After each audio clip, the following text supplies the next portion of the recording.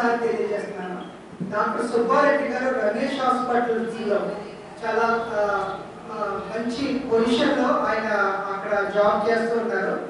ఆయనకి ఎన్నో ఈరోజు ప్రోగ్రామ్స్ ఉన్నప్పటికీ కూడా పంపవారి మీద ప్రేమతో మనందరికీ కూడా ఆనందింప చేయాలని ఆ ప్రోగ్రామ్స్ కంప్లీట్ చేసుకుంటాము.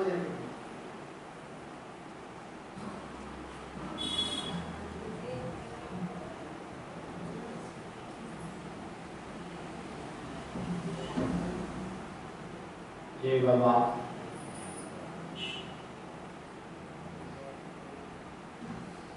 प्रोसेसर ముందు రావాల్సిందిగా కోరుతున్నాను.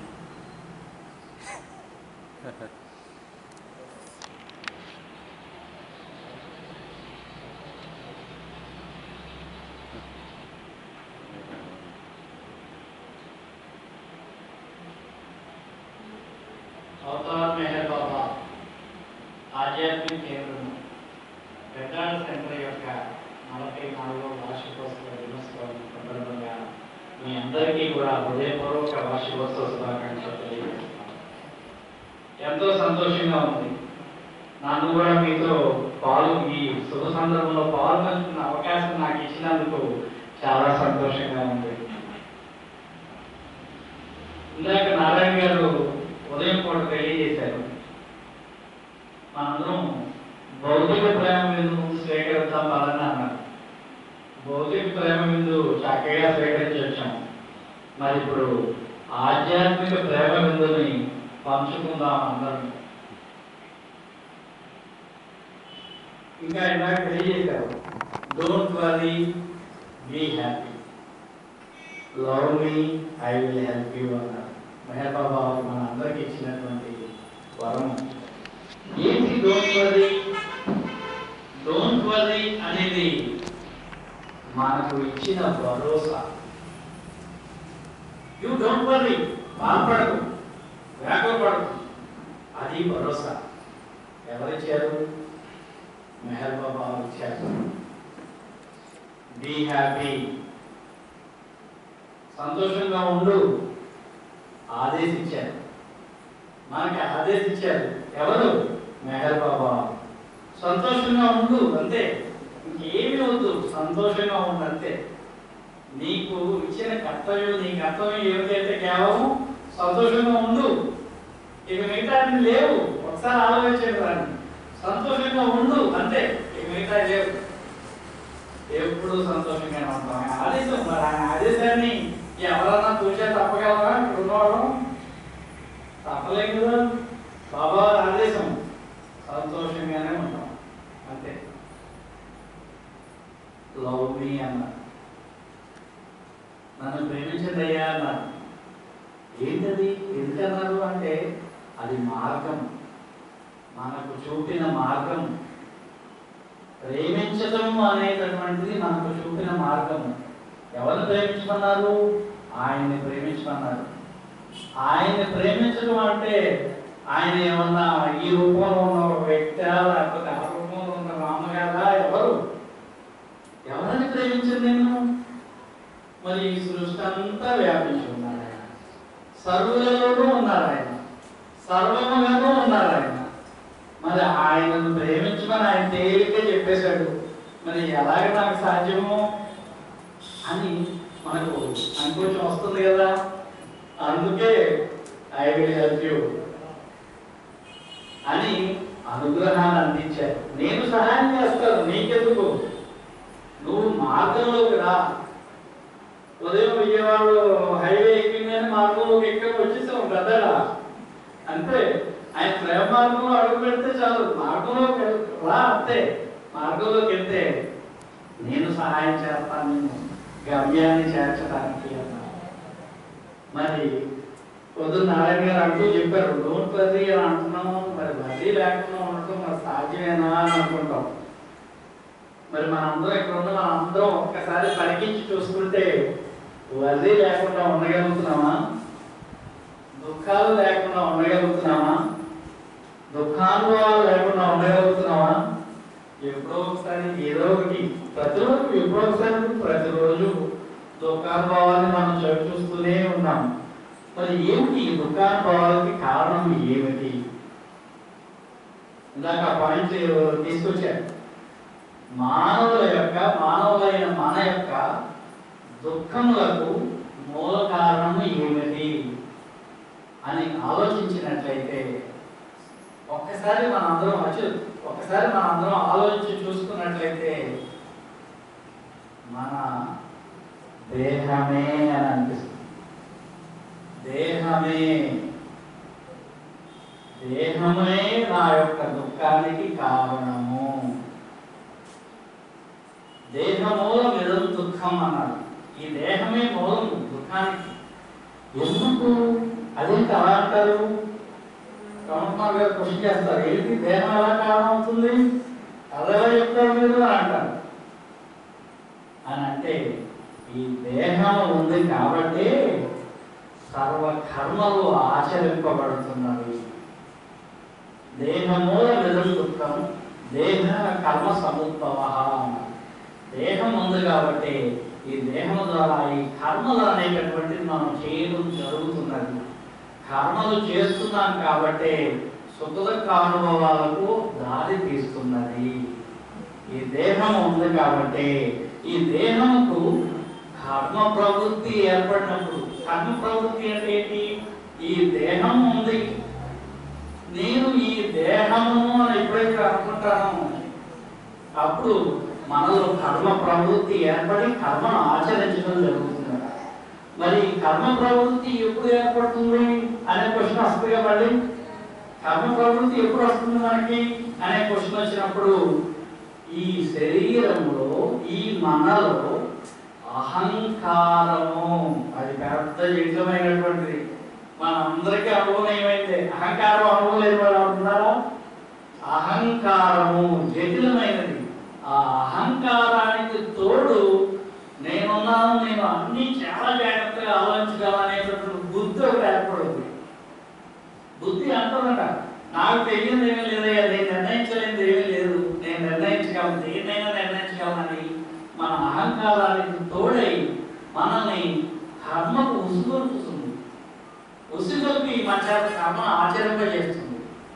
ఆచరింపజేయటం ద్వారా మనకు అది ఆ కర్మ ఆచరించడం దేని ద్వారా జరుగుతుంది? ఈ దేహం ద్వారానే. దేహం లేకపోతే కర్మ ఆచరింపబడుతుందా? లేదు. దేహం ద్వారా కర్మ ఆచరింపబడటం ద్వారా ఈ సుఖ దుఃఖాలు అనేటటువంటి అనుభవాలకు మనం దూరవుతున్నాము అని తెలియజేస్తాం.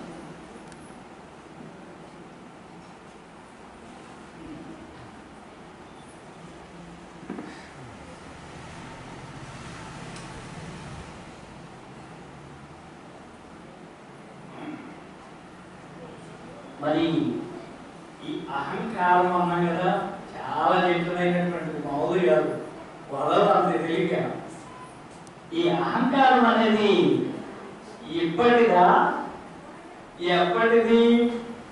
అనాదిది, ఎప్పుడో పామైంది. అనాదిగా తయారైనటువంటి అహంకారం. ఈ అహంకారం వలన ఏం జరుగుతుందట? అవిద్య కలుగుతుందట. ఈ అహంకారము అవిద్య వలన జనిస్తుంది అని అంటారు. అవిద్య అంటే ఏంటో తెలుసా? విద్య అంటే జ్ఞానము అంటాము. వీరు విద్యావంతులు అంటే అంటారు. విద్యావంతులు అంటే డిగ్రీలు, పోస్ట్ గ్రాడ్యుయేషన్లు చదువుకున్న వాళ్ళైనా విద్యావంతులు అంటే కాదు. జ్ఞానవంతులు విద్యావంతులు. జ్ఞానము తెలిసిన వారు విద్యావంతులు. 3వ క్లాస్ చదువుకుండొచ్చు, ఏమీ చదువుకోకపోయి ఉండొచ్చు, 10th క్లాస్ వరకే చదువు ఉండవచ్చు, ఇంటర్మీడియట్ వరకే చదువు ఉండవచ్చు. కానీ జ్ఞాన తత్పరులై ఉన్నట్లయితే వారు నిజమైన విద్యావంతులు. మిగిలిన వారు, ఆ జ్ఞానం లేని వారు ఎవరైనా ఎన్ని డిగ్రీలు పోగేసుకున్న వారందరూ విద్యావంతులు కానేరరు సుమా. ఆ విద్య లేని వారే, ఆ అవిద్య వలనే ఈ అహంకారం సంభవిస్తుంది, అజ్ఞానం అనేది జీవిస్తుంది. ఈ సృష్టిలో ఈ దేహము ద్వారా, కర్మ ప్రవృత్తి ద్వారా, కర్మలు ఆచరింపబడడం ద్వారా మంచి చెడు సుఖ దుఃఖాలు అనేటటువంటి అనుభవాలు మనం అనుభవిస్తున్నాము. అవిద్య వలన, అజ్ఞానం వలన, తెలియకపోవడం వలన. తెలియదు కాబట్టి చేస్తున్నాం తప్పులు. తెలిస్తే తప్పులు చేస్తామా? తెలియనంత వరకే తప్పులు చేస్తాం, తెలిస్తే తప్పులు చేయండి. తెలుసుకోవటము విద్య, తెలుసుకోవటము జ్ఞానం.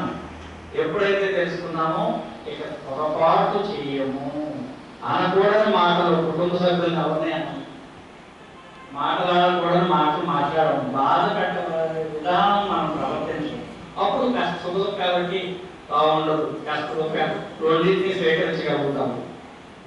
మరి అహంకారం చాలా జడమైనటువంటిది.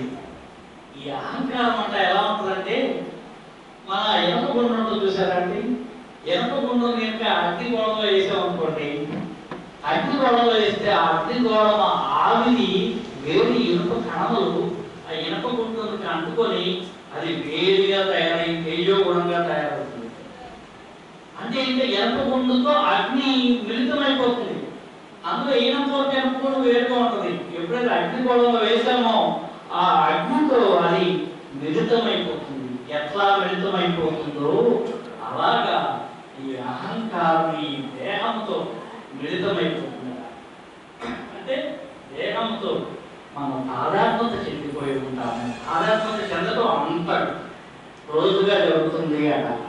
మరి ఆ తాదాత్మ్యత వల్లనే కదా ఆ బుద్ధి అహంకారం మిళితమై మన ఈ దేహంతో కూడి చేసే కర్మల వల్లనే కదా ఈ సుఖదుఖాదులు అనేటటువంటి అనుభవాలు మనకి సంప్రాప్తించబడుతున్నవి అని తెలియజేస్తూ ఉంటారు.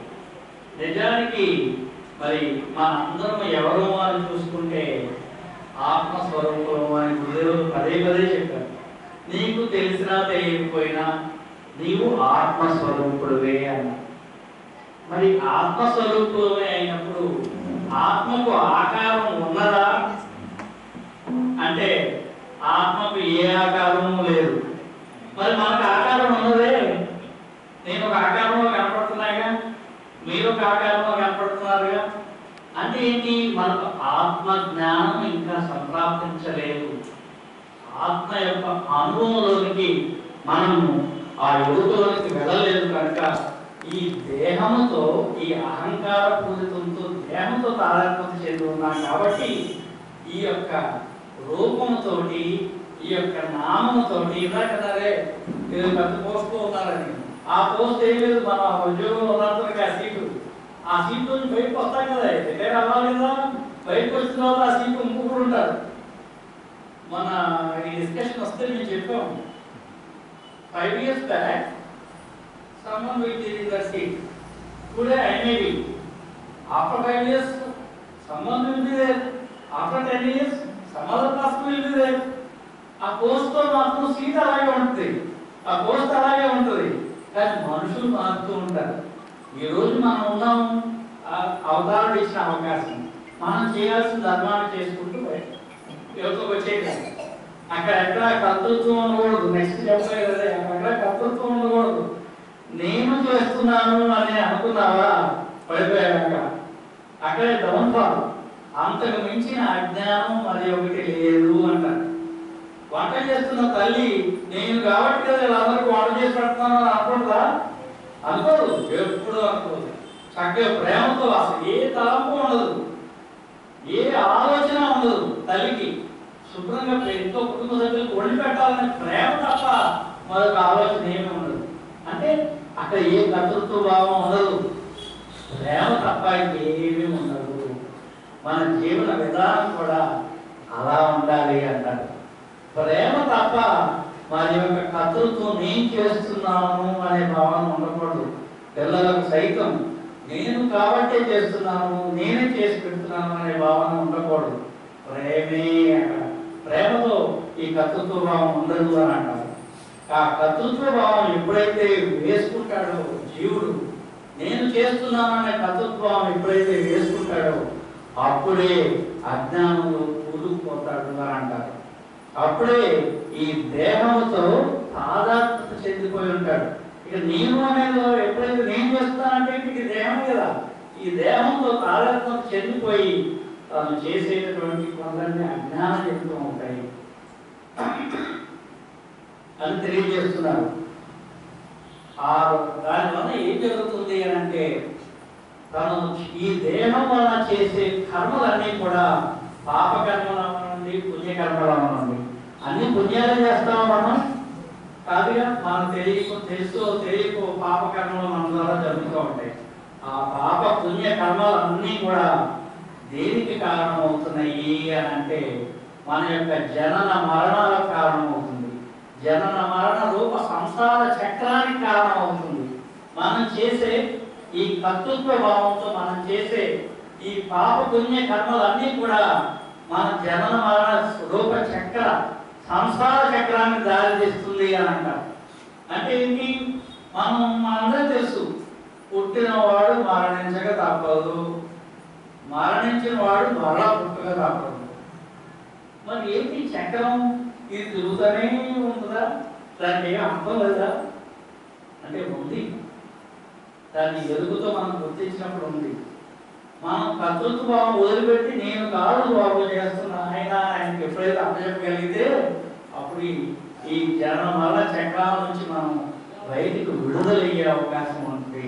అది లేనంత కాలము మనం ఈ జనన మరణ చక్రాలు తిరుగుతూనే ఉంటాం.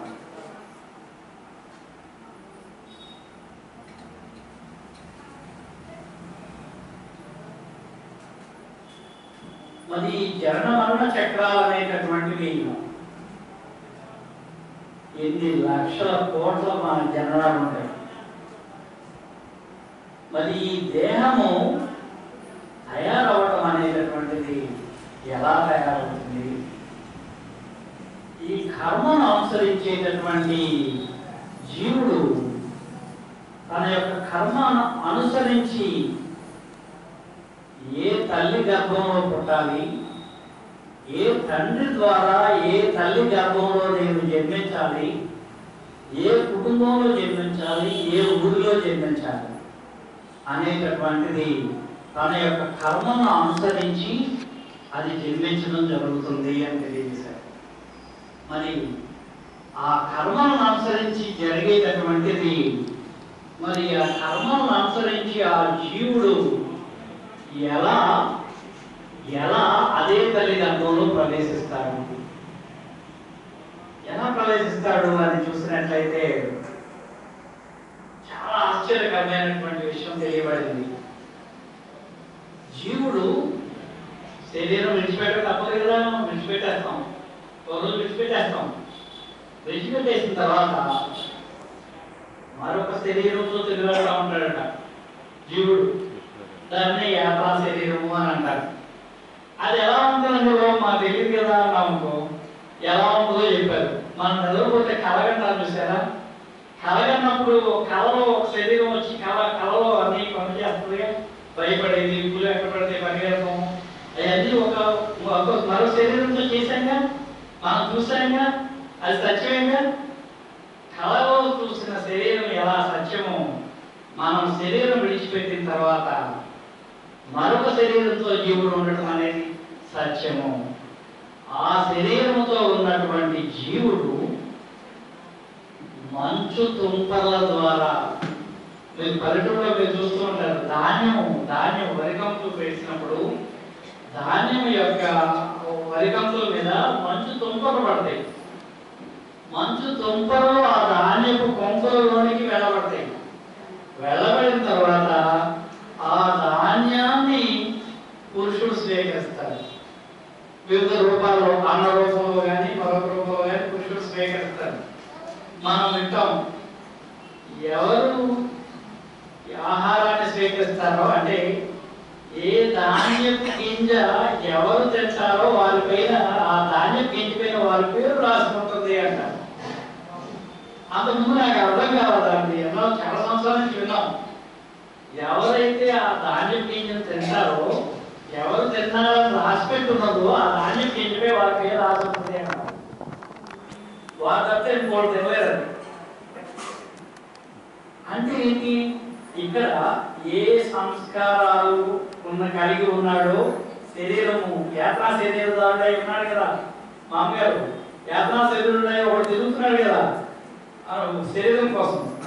తిరుగుతున్నటువంటి వాడు ఏం చేస్తాడంట, ఆ కంకుల ద్వారా, మంచు తుంపల ద్వారా కంకుల్లోనికి చొప్పింపబడి అది స్వీకరించి ఆ కంకుల్లో ఉన్నటువంటి వరి అన్నాన్ని ఏ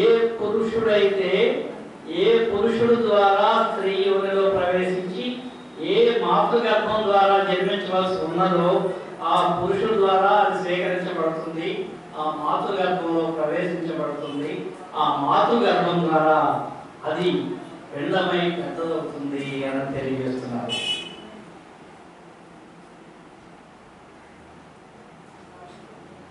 ఈ గర్భస్థ పిండంగా పరిణమించిన తర్వాత గర్భంలో అది గట్టితనాన్ని పొందుతుందట. వెంటనే గర్భంలో ప్రవేశించిన వెంటనే గట్టితనాన్ని పొందుతుంది. ఎందుకంటే దానికి రక్షణ కావాలి. రక్షణ గట్టితనం లేకపోతే అది మరలా మరణించే అవకాశం ఉంటుంది. అంటే గట్టితనం పొందుతుంది అని తెలియజేశారు. 5 రాత్రులలో తల్లి గర్భస్థ పిండమునందు ప్రవేశించినటువంటి శిశు జీవుడు 5 రాత్రులలో అది పొడగగా మారుతుంది అని అంటారు. 7 రాత్రులలో అది మాంసపు ముద్దగా తయారవుతుందట. మరి 15 రోజుల్లో దాని నుండి రక్తం నింపుకుంటుందట. రక్తం కావాలి కదా, మరి ఆహారం ఆ రక్తాన్ని నింపుకుంటుందట 15 రోజులలో. మరి 20 రోజుల్లో అది అంకురముగా ఉత్పన్నమవుతుంది, అంటే గురవడానికి తయారవుతుంది. 30 రోజుల నుండి వరుసగా మెడ తయారవుతుంది. తల, భుజములు, మన యొక్క వెన్నుముక, పొట్ట, ఈ 5 భాగాలు కూడా అంగాలు కూడా జనిస్తాయి. తరువాత 2 నెలల్లో కాళ్ళు, చేతులు, పక్కటెముకలు, మోకాళ్ళు ఇవి ఆవిర్భవిస్తాయి, తయారవుతాయి అన్నమాట పిండం నుండి. ఈ క్రమం అనేది ఎప్పటికీ మారది అంటారు. ఈ క్రమము ఎప్పుడు ప్రతి నేను పుట్టినప్పుడు జరిగింది, మీరు పుట్టినప్పుడు జరిగింది, ప్రతి ఒక్కరికి ఇదే క్రమం జరుగుతుంది, అది మారేది కాదు అంటారు. 4 నెలల్లో బ్రెయిన్ తయారవుతాయట. మన యొక్క బ్రెయిన్ 5వ మాసంలో ముక్కు, చెవులు, కన్నులు ఇవి తయారవుతాయి. అదే నెలలో గోళ్ళు, నఖములు ఇవన్నీ ఏర్పడతాయి. 6వ మాసం మొదలయ్యేసరికల్లా చెవుల యొక్క రంధ్రములు సంప్రాప్తం అవుతాయట. అదే మాసం నందు స్త్రీ పురుష భేదముతో కూడి ఉన్నటువంటి లింగ భేదం ఏర్పడుతుంది అని తెలియజేస్తారు. 6వ మాసం ప్రారంభం. 7వ నెలలో అక్కడే 6వ నెలలోనే నాభి ఉత్పన్నమవుతుంది. నాభి అనేది 6వ నెలలో ఉత్పన్నమవుతుంది. 7వ నెలలో మన యొక్క వెంట్రుకలు అన్నీ కూడా తయారవుతాయి. 8వ నెలలో సర్వ అంగములు కూడా ఏర్పడిపోతాయి. సర్వ అంగములు కూడా ఏర్పడి సంపూర్ణ రూపాన్ని సంతరించుకుంటాయి. ఎవరు ఏ రూపంలో రావాలో ఇవన్నీ దేని ద్వారా ఏర్పడతాయి? మీరు ఒక రూపంలో ఉన్నారు, నేను ఒక రూపంలో ఉన్నాను. ఎలా ఏర్పడింది? ఏంటి భేదం ఏంటి? నా యొక్క సంస్కారాలు అనుసరించి ముందు జన్మించడానికి ముందే, దాంట్లో చొప్పించబడే ముందే నా సంస్కారాలు అనుభవించవలసిన కర్మఫలం ఏదుందో దాన్ని అనుసరించి ఆ రూపాలు తయారవుతాయి అన్నమాట. రూపాలు తయారవుతాం ఏది గర్భంలో ఉండగానే అని తెలియజేస్తున్నారు. ఇక గర్భస్థ పిండము తను ఎలా జీవిస్తుంది? గర్భస్థ పిండం తనకు ఆహారం ఏమిటి అంటే తన నాభి అందున్నటువంటి చిన్న నాళం ఉంటుందట. నాభి చిన్న నాళము ద్వారా, ఆ సూక్ష్మ రంధ్రము ద్వారా అమ్మ తిన్న ఆహార రసమును స్వీకరించి బతుకుతుందట. అమ్మ తిన్న ఆహార రసాన్ని నాభి రంధ్రం ద్వారా స్వీకరించి ఆ శిశువు బతుకుతుంది అని తెలియజేస్తున్నారు. శిశువు ఇక్కడ మంచి ప్రశ్న, శిశువు గర్భంలో ఉన్నప్పుడు ఎలా మరణించకుండా ఉంటుంది? శిశువు గర్భంలో ఉన్నప్పుడు మనకి ఇక్కడ ఉన్నాము, కాసేపు చూస్తే ఏమో వెంటిలేషన్ కావాలి, కిటికీ కావాలి, ఏసీ కావాలి, ఫ్యాన్ కావాలి అంటాం. మరి అక్కడ ఏమున్నాయి? గర్భస్థ శిశువుకి ఏమున్నాయి? గాలి ఎలా ఆడుతుంది, ఎలా బతుకుతుంది అంటే మరణించకుండా ఎలా ఉంటుంది? ప్రశ్న అది. గర్భస్థ శిశువు మరణించకుండా ఎలా ఉంటుంది అని అంటే దానికి కారణం చెప్తారు. తన యొక్క పూర్వ జన్మమును అందరూ తను చేసిన కర్మలు ఉన్నాయి చూసారా, పూర్వ జన్మముని అందరి కర్మలను పూర్వ జన్మము అనగానే ఎన్ని జన్మలు అని తీసుకుంటే వేలకు వేలు జన్మలు, ఎన్నో గర్భస్థులు, ఎన్నో మాటల ద్వారా జన్మించినటువంటి సృష్టి, జన్మించి మరణించి ఎంతో మంది తల్లిదండ్రులతోటి, ఎంతో మంది భార్య పిల్లలతోటి, వాళ్ళందరితో కూడా సంసారం అనుభవించినటువంటి ఆ కర్మలన్నీ ఉన్నాయి చూసారా, అవన్నీ నెమరు వేసుకుంటూ ఉండి అప్పటి కర్మలు, ఆ జన్మల కర్మలు ఏదైతే ఉన్నదో అది అనుభవించవలసినటువంటి అవసరాన్ని గుర్తించి, ఇది ఆ జఠరాగ్నిలో వేడి లోపల వేడి ఉంటుంది, జఠరాగ్ని కడుపులో వేడి, ఆ వేడి తాపాన్ని సైతం అది భరించగలిగే శక్తిని కలిగి ఉండి మరణించకుండా జీవిస్తూ ఉంటుంది అంట. అంటే చూడండి, బాధలు మనం అలా కనుక్కున్నాం చూసారా, దుఃఖాలు అందరం అనుభవిస్తూ ఉంటామని. ఈ దుఃఖాలు ఎక్కడ ప్రారంభమైంది అంటే అక్కడే మొదలైంది అని అర్థమవుతుంది. గర్భంలోనే, తల్లి గర్భంలో ఉండగానే దుఃఖాలు ఉన్నప్పుడే మొదలైంది దుఃఖానుభవము.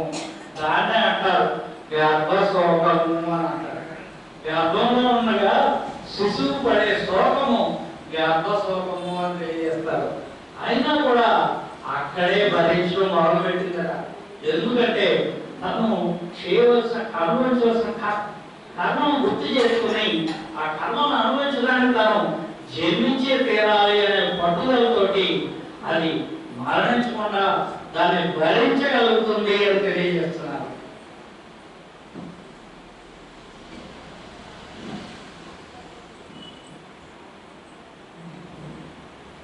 ఆ విధంగా చూసుకున్నట్లయితే గర్భంలోనే బాధ అనుభవించడం మొదలుపెట్టినటువంటి శిశువు తర్వాత ఇక యవ్వనము, బాల్యము, యవ్వనము, ముసలి, ఇక్కడ అనుభవించే అనుభవాలన్నీ కూడా బాధ అనుభవాలు అనుభవించడం అలవాటు పడిపోతాయి. అలవాటు పడిపోయి అనుభవించేస్తూ ఉంటుంది. మరి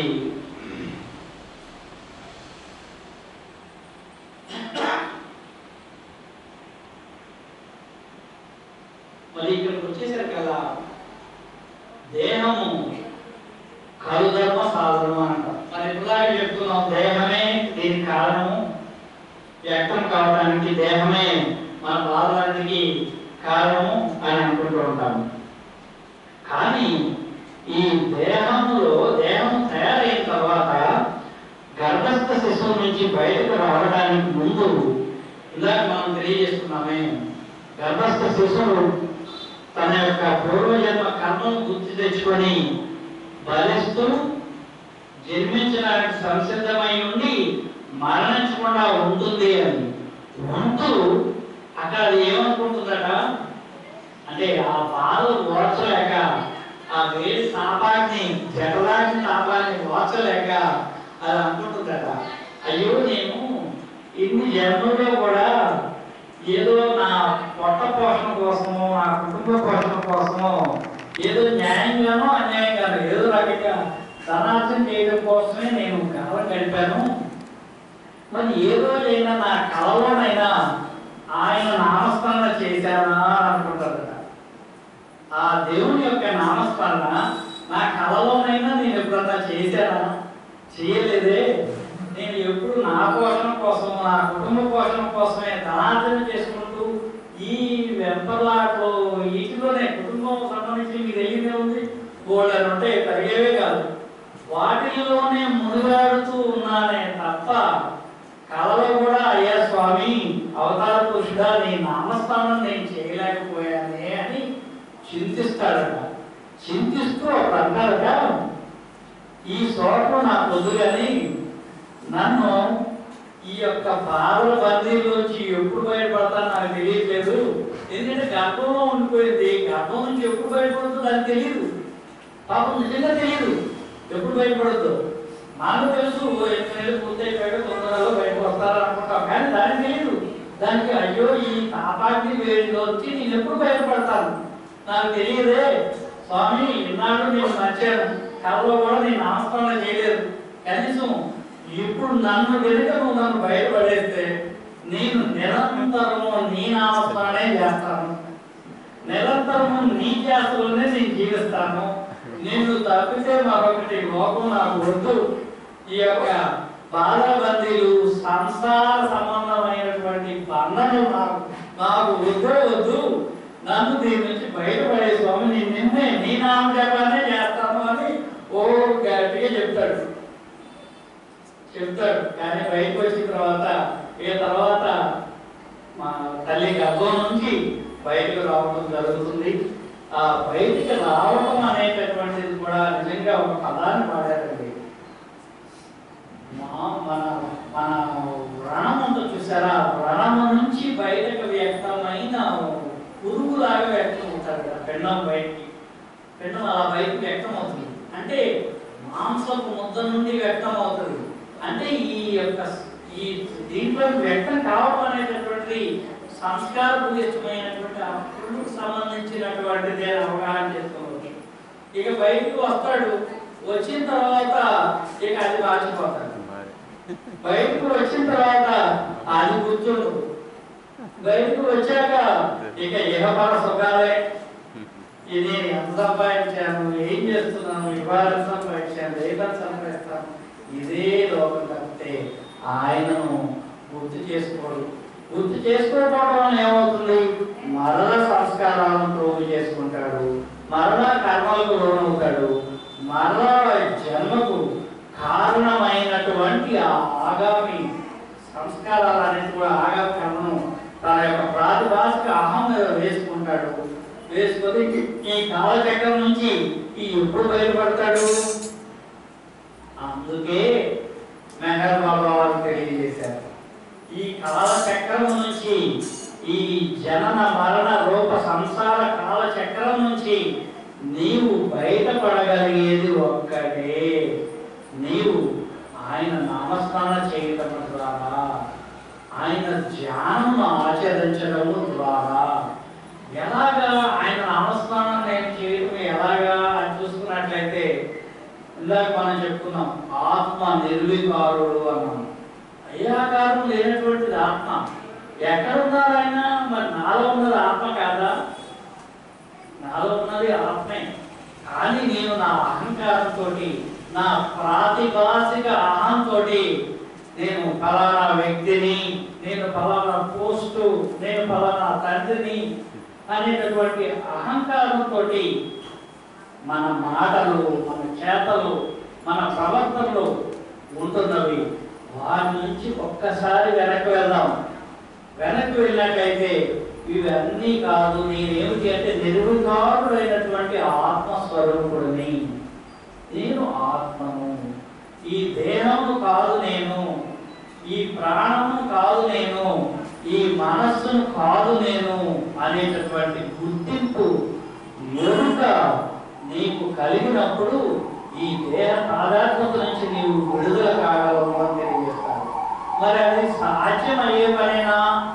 నాకు ఎలా సాధ్యం తండ్రి అని మనం అడిగితే ఆయన అన్నారు, సాధ్యమే, కానీ దానికి నీవు చేయవలసినటువంటి ఏమిటి అని అంటే సోహం ధ్యానం ఆచరించండి అని తెలియజేస్తాను. సోహం ధ్యానము. సోహం నేనెవరు అంటే సోహం అది నేనై ఉన్నాను. ఏది? ఆత్మను నేనై ఉన్నాను. ఈ కనిపించేటటువంటి ఉపాధిగతులైనటువంటి నేను కాదు, ఆత్మను నేనై ఉన్నాను, ఆత్మస్వరూపుడనై ఉన్నాను. ఈ ఉపాధి ద్వారా ఈ జన్మలో, ఈ కుటుంబంలో ఈ కర్మను అనుసరిస్తున్నాను అంతే తప్పితే నేను దీనికి పరిమితులైనటువంటి వ్యక్తిని కావాలని ఎరుక ఎప్పుడైతే కలుగుతుందో అప్పుడు ఈ శరీర తాదాత్మత అంటే తన యొక్క కర్తృత్వ భావమును ఆ భగవంతునికి ఇచ్చి, అంటే మనలోనే మన హృదయంలో ఆసీనుడై ఉన్నటువంటి ఆ భగవంతునికి ఇచ్చి, భగవంతుని తదేక దృష్టితో చూస్తూ మన కర్మలన్నింటినీ ఆచరించవచ్చు. అది ఎలా సాధ్యమండి? భలే చెప్తారు మీరు. ఎలా కుదురుతుంది? నేను మాట్లాడుతున్నాను, బట్ నా దృష్టి ఆయన మీద పెట్టి మాట్లాడాలంటే సాధ్యమేనా అంటే సాధ్యమే అంటారు. ఎలాగంటే అంటే ఉదాహరణ చూసినట్లయితే మన పల్లెటూరులోనే కడవలతోటి నీరు తీసుకొని వస్తూ ఉంటారు. 2-3 కడవలు నెత్తిన పెట్టుకొని వస్తూ ఉంటారు. వారందరూ కూడా నెత్తి మీద 2-3 కడవలు పెట్టుకొని కబులు చెప్పుకుంటూ వస్తూ ఉన్నా కూడా అవి పడకుండా ఎలా ఉంటాయి? వారి యొక్క దృష్టి దానిపైన ఉంటుంది. వారి యొక్క దృష్టి వారు మాట్లాడుకుంటున్నా కూడా వారి కాన్సన్ట్రేషన్ దృష్టి మాత్రం అక్కడ ఉంటుంది. అవి పడవు. అలాగే మనం చేసే కార్యక్రమాల్లో దినచర్యల్లో కూడా మనం అన్ని నేను మాట్లాడుతున్నాను కానీ నా దృష్టి ఆయన మీద ఉంది. నేను మాట్లాడుతున్నాను, మీరు నా చూస్తున్నారు, మీ దృష్టి ఆయన మీద ఉంది. అట్లాగా మన దృష్టి మనలో ఉన్నటువంటి ఆ భగవంతుడిపై ఉంచగలిగినప్పుడు ఆ కర్తృత్వ భావం ఆయనలో అవుతుంది. ఇక మనకేం సంబంధం లేదు, మంచి చెడు మనకు సంబంధం లేదు. మనం చేసుకుంటూ పోవడమే, నేను మాట్లాడుకుంటూ వెళ్ళటమే. అది నచ్చిందా నచ్చలేదా, బాగుందా బాగుందా నాకు సంబంధించినటువంటిది కాదు. అది ఎవరికి వినియోగమవుతుందా నాకు సంబంధించినది కాదు. అట్లాగే మన దినచర్యలో కూడా మన కర్మలను, మన పనులను రోజు చేసే పనులే. నేను డాక్టర్గా నేను చేసే పని నాది, ఇంజనీర్గా వాడు చేసే పని వాడు, ప్రొఫెసర్గా వాడు చేసే పని వాడు, పని చేసుకుంటూ వెళ్ళిపోతారు. కానీ దృష్టి అంతర్ముఖమై అంతర్నిహితంగా మనలో స్థిరుడై ఉన్నటువంటి ఆ దేవదేవుడిపై ఉండాలి. మన యొక్క హృదయము, మన నోరు ఇది పలుకుతుంది, నా హృదయం మెహర్బాబా అంటుంది. మన నోరు ఇది పలుకుతుంది, నా హృదయం మెహర్బాబా అంటుంది. అది నా దృష్టి. చూపు ఇటుంది, నా దృష్టి అటుంది. మాట ఇటుంది, నా హృదయం ఆయన నామం చెప్పిస్తుంది. ఇది కదా కావాల్సిందే, అది కదా జీవితము. ఆ జీవితం జీవించినట్లయితే తద్వారా ఆయన చెప్పినటువంటి ప్రేమ మార్గం కాక మరి ఏదవుతుంది? లవ్ మీ అన్నారు. అప్పుడు ఎవరైనా ద్వేషించగలమా? మనం ఎవరైనా వేరుభావంతో చూడగలమా? నాలో అంతర్నిహితమై ఉన్నటువంటి ఆ దేవదేవుడిని నేను చూస్తున్నప్పుడు ఆ దేవదేవుడు మరి మీరులో లేదా, వారిలో లేదా, మరి వారిలో లేదా, మరి అన్నప్పుడు నేను ఎవరిని నేను ద్వేషిస్తాను? ఆటోమేటిక్ గా నా మార్గం ఏమవుతుంది? ప్రేమ మార్గమే అవుతుంది. ఆయన చెప్పారు లవ్ మీ అన్నారు. డోంట్ వరీ, మాకు లేకపోవద్దు, ఏ దుకాణానికి లోను కాకు, కేవలం నన్ను ప్రేమించు, నేను సహాయం చేస్తాను. అప్పుడు ఏం జరుగుతుందట? అప్పుడు ఏం జరుగుతుంది? మనం ఆయన ప్రేమ మార్గంలో వెళ్ళిపోయాం, ఆయన్నే చూడగలుగుతున్నాం. ఈ దేహ తాదాత్మ్యతని తేలిగ్గా దాని నుంచి విడుదలైపోతుంది. అప్పటిదాకా ఈ దేహం నాది, అమ్ము ఏదైనా పెద్దల యొక్క అమ్ము అనే ఆట మానేస్తాము. ఈ శరీర తాదాత్మ్యం నుంచి విడిపెట్టిపోతాం, ప్రాణ తాదాత్మ్యం నుంచి విడిపెట్టిపోతాం. ఎందుకంటే మరణిస్తే ఏమవుతుంది? మన జన్మ అంతే కదా, దాని నుంచి వేగపడము. మరణం అనేది చాలా చిన్నది అని అర్థం అవుతుంది. దాని నుంచి వేగపడము.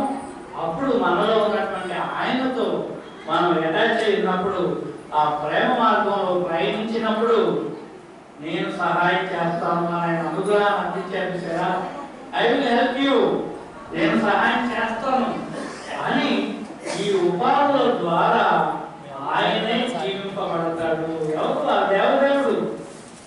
ఆయన ఒక అవతారం యొక్క ముఖ్య ఉద్దేశం ఏంటంటే మేలుకొల్పటము.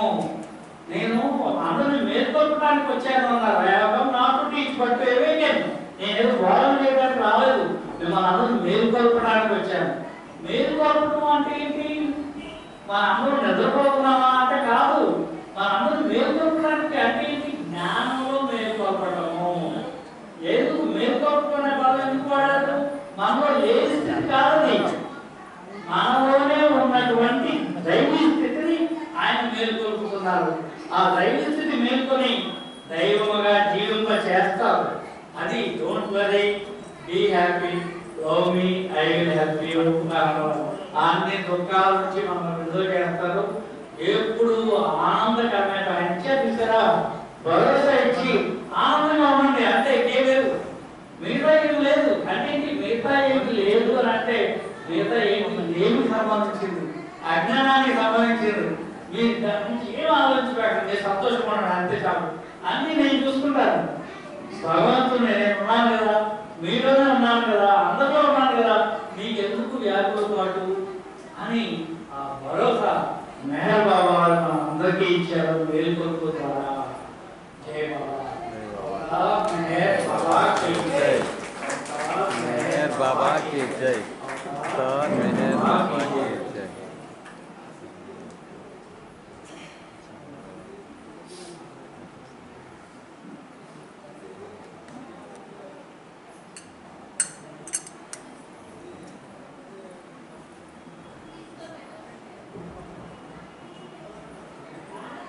జై బాబా. ఒకసారి డాక్టర్ గారి యొక్క స్పీచ్ కానీ మనం విన్నట్లయితే ప్రప్రథమమైనటువంటి దుఃఖానుభవం మనం ఎక్కడ తారసపడింది అంటే గర్భంలోనే అని తెలియజేస్తుంది. అక్కడి నుంచే ప్రారంభమైంది, కొత్తగా తెచ్చుకున్న దుఃఖం కాదని చెప్తున్నారు. గర్భంలోనే ప్రారంభమైందని మరి ఆయన వివరించుకుంటూ వచ్చారు. Stage by stage, step by step ఏ విధంగా ఆ శరీర ఆకృతి గర్భములో జరుగుతుంది అనే విషయం ఒక్క వైద్యుడు తప్ప అది ఎవ్వరూ చెప్పలేదు. కేవలం వైద్యుడు తప్ప అది ఎవ్వరూ కూడా చెప్పలేదు. మెహర్ బాబా చెప్పారు, నేను వైద్యుడినే, నేను కూడా వైద్యం చేస్తాను. దేనికి వైద్యం చేస్తున్నావు తెలుసా? ఇందాక చెప్పారు డాక్టర్ గారు, శరీరంలో నేర్పుకుంటూ చిక్కుపోయిన ఆత్మలు ఉంటాయి కదా, ఆ ఆత్మలందరికీ వైద్యుడు నేనే అని చెప్పారు మెహర్ బాబా. ఆయన డాక్టర్ ఆఫ్ సోల్స్ అని తెలియజేశారు. సో మెహర్ బాబా వారి యొక్క వైద్య శాస్త్రంలో, సాహిత్య శాస్త్రంలో ఆయన తగ్గిలు పుచ్చుకుని అంత చక్కగా మనందరికీ తెలియజేశారు. డాక్టర్ గారు వచ్చినందుకు, మా అందరిని ఆనందింపజేసినందుకు జై బాబా, ప్రణామం సార్.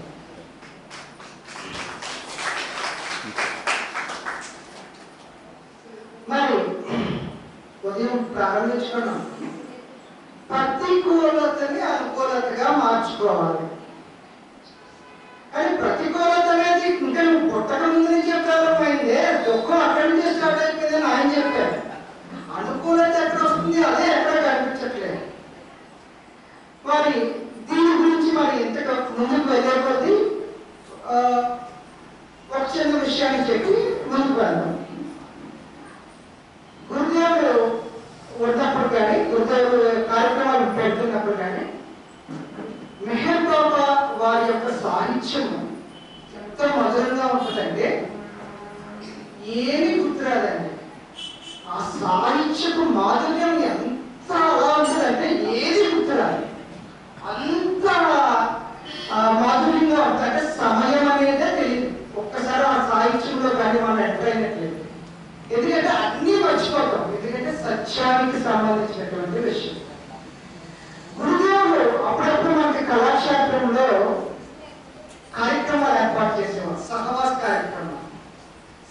కార్యక్రమాలు ఏర్పాటు చేసినప్పుడు ఒకసారి నేను చదువుకున్నటువంటి వయసులో ఆ కళాక్షేత్రంలో ఆ సహవాస కార్యక్రమం పాల్గొనడం జరిగింది. మెహర్ బాబా వారి సాహిత్యం అంటే తెలియజేస్తున్నారు. అక్కడ ఒక వ్యక్తి తెల్లటి బట్టలు ధరించి, ఏ సాహిత్యం అంటే కంట్లో ఇలా కారిపోతుంది. నేర్చుకుంటే, అవగాహన పరుచుకుంటే ఇటువంటి ఆయన దగ్గర నాకు అవకాశం గురుదేవా అని ఆ సద్గురుదేవుని వేడుకున్నానండి. ఆ రోజు ఆయనే మా ముందుకు వచ్చారు, డాక్టర్ ప్రొఫెసర్ రమణ్ కుమార్ గారు. ఆయన దగ్గరే గురుదేవుడు ఇచ్చిన సాహిత్యంలో ఉన్నటువంటి విషయాలు తెలుసుకుంటూ, చదువుకుంటూ, ఆయన డౌట్ అడుగుతూ ముందుకు నడుస్తున్నటువంటి వాళ్ళు అందరికీ గురుదేవుడు ఆదర్శం. సో ఆయన వచ్చి మా అందరినీ ఆనందింప చేయవలసిందిగా, ప్రతికూలతని కూడా అనుకూలతని ఎలా మార్చుకోవాలో ఆయన చదవవలసిందిగా కోరుచున్నాం. జై బాబు.